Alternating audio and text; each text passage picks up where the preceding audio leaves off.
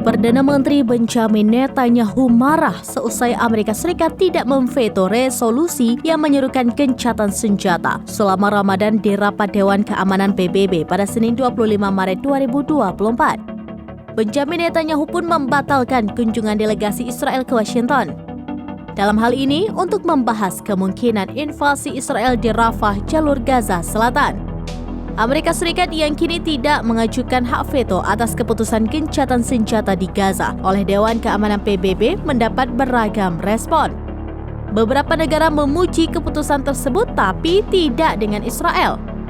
Namun Perdana Menteri Israel menyebut negaranya tidak akan menghentikan perang di Gaza selama para sandera masih ditahan. Benjamin Netanyahu bahkan menolak bantuan dari Amerika Serikat sebesar 3,3 miliar dolar Amerika Serikat atau setara 52 miliar rupiah. Diketahui dana tersebut diambil dari pajak rakyat yang digunakan untuk dana perang.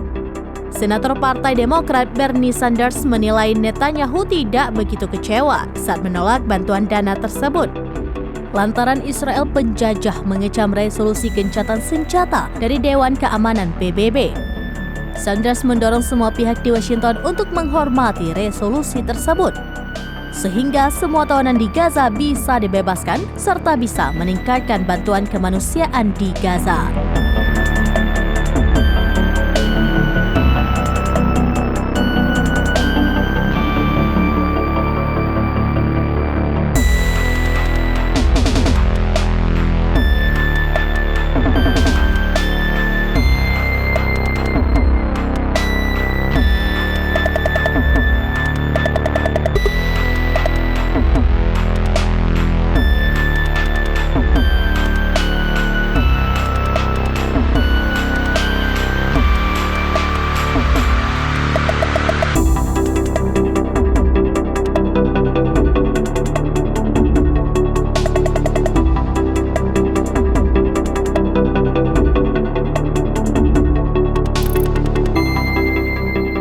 Download Tribun X sekarang, menghadirkan lokal menjadi Indonesia.